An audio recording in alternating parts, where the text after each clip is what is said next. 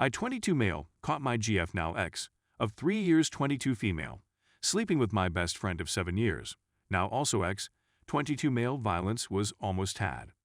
To put it mildly, my day has been a complete disaster. As a result, that was unquestionably the worst day of my life in my view, and as a result, I believe a brief review of history is in order. The duration of this discussion will be considerable. My friendship with this gentleman, Josh, began while we were in high school, about 7 years ago. We'd known each other since 3rd grade, I guess, but hadn't really hung together until 10th grade, for a variety of reasons that I can't recall. As siblings, he and I were as close as brothers could possibly be. During high school, the only time our friendship collapsed was when we both developed feelings for the same lady at the same time. I first went after her. I made a mistake and stuff happens. After a few weeks, they were able to finally meet. I became upset with him because he made me feel like I was a third wheel on a few of occasions. Since that terrible event, things have been going quite smoothly for the most part. We went to the same high school and now share a house with 2 of our university classmates, who are also friends. Until now, everything had been going swimmingly. My first year of college has brought me into contact with a girl on his floor. She, Anna, was wonderful, and we struck up a quick friendship. We spent the next 3 years in the most loving, healthy, and joyous relationship I'd ever been a part of, and it was the highlight of my life. We never got into a fight, but instead spoke about a variety of issues.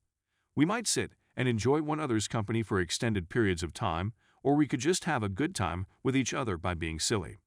There's no point in trying to describe myself any further since the word love, taken in its most literal sense, perfectly reflects my feelings. Josh also had a wonderful girlfriend, and the 4 of us would spend a lot of time together as a result of this. They'd only been together for a year, and they didn't expect to stay together for much longer. So, let us return to the situation. Our students are on their final day of fall vacation today. Today, I had to work from 3:00 a.m. until 8:30 a.m., which was a long day. I'd made plans with Anna to meet up after work when I got back to my apartment. On my return, I discovered Josh was the only one in the house, but I could clearly hear him engaging in activities.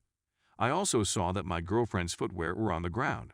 I had thought she had come to surprise me, given what a lovely young lady she is, but it seems that was not the case. I make my way down to my room on the 2nd floor. Much to my surprise, she isn't in the room with us. I'm plainly bewildered, and then I hear something that will stay with me for the rest of my life. Fortunately, I've heard my girlfriends cry enough times to be able to distinguish it. It's important to note that I was bullied a lot between the ages of 10 and 14. It was because of that I started taking multiple martial arts courses when I was 12 years old. I only had to defend myself once, and after that, no one dared to mess with me again. So I kept attending courses and made significant progress, and I am now capable of kicking some butts. Josh knew this. As a result, I lose all perception of reality and become nuts. I'm assuming they weren't aware of my arrival. When I really kicked Josh's door open, they were taken aback by my actions. Because he was aware that I was going to chastise him, the look on his face was really pleasing to see. Her countenance was devoid of emotion. Simply put, she was at a loss about what she should do. You know that scene in Fight Club when Ed Norton beats the out of Jared Leto? You know what I'm talking about. I had a strong want to do it, but I held myself back. My belief was that merely knowing what I was capable of doing to him was sufficient punishment, especially when combined with the loss of his best friend and other similar consequences. Then I just stood there staring at her for a while. We were both experiencing existential crises at the same time. I had the impression that we were being flung in and out of reality for around 5 minutes. I had only just walked up to the front door. He'd already left the building. I removed both of her shoes off her feet and put them outside. I went to my room and gathered all of her weird attire, placing it in a bag and leaving it at the front door of the building. She was in tears at this point in time. She proceeded to express regret, claiming that it had occurred just once and that it had been an error on her part. I told her to go and never talk to me again in the most calm and collected way I could muster, and that we were officially through. My emotions were exploding, and I could feel them erupting. The thought of curling up in a ball and dying made me want to and shout. That occurred around 5 hours ago. Right now, I'm in a lot of discomfort. Josh's girlfriend was told, and she has since ended her relationship with him. It's a shame that some people still think this is a scam at this point. This just isn't the case. I'll post an update later in the week if, and when things have changed since then. For the time being, I've gone home to my parents' house for a few days to decide out where I'll be residing. Story 2. Me, 38 male, with my wife, 37 female of 14 years. She cheated, lied, invaded my privacy, shared private issues. I've been married to one of the nicest, most generous persons I've ever encountered for the last 14 years. She's kind and outgoing, as well as talented and amusing.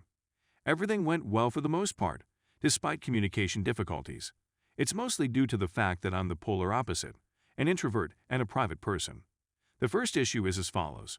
Following our wedding, she told me that when we were dating 15 years or more ago, her ex-boyfriend walked up and kissed her while they were having a conversation.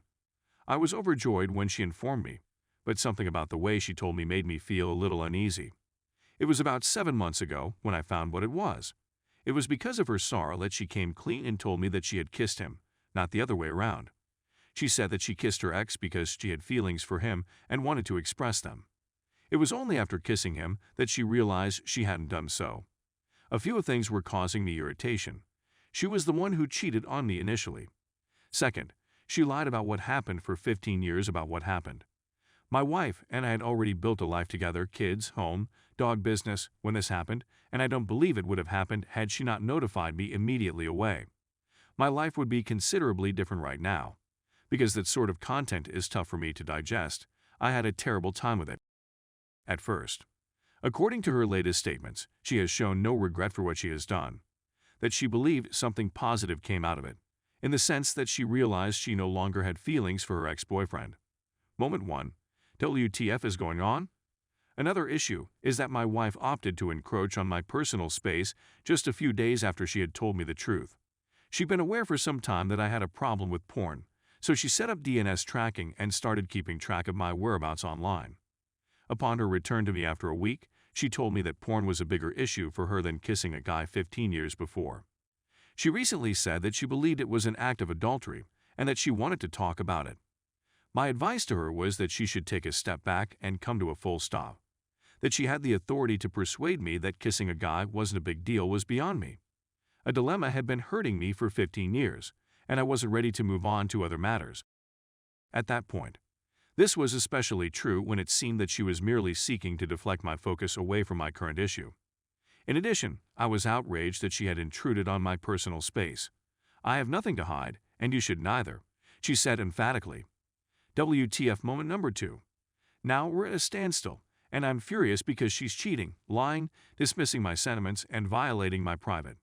And she doesn't appear to want to recognize that any of it isn't correct. The most I've received from her in the last 6 months is I should have handled things better. And most recently, one day you'll understand. I just discovered that she was logging DNS once again. I blew out at her, and we got into a big fight. But it was via that dispute that I discovered she confided in a common acquaintance of ours about the problem. I've urged her many times to respect my desire for privacy and to keep our problem out of our circle of acquaintances. She has other persons with whom she can communicate. Now, this friend discussed it with her husband, and he confronted me about it. She not only invaded my personal again, but she also made the situation public. I feel like I've been on the defense for 7 months due to her incessant assaults. I'm still not over her cheating and lying because of those assaults. Update. We have a therapy session tomorrow. The responses in this thread helped me in a few ways. First and foremost, it made me understand that she has severe difficulties with being the at-fault party. Second, it made me realize that I needed to go outside of my introverted comfort zone and attend therapy with her.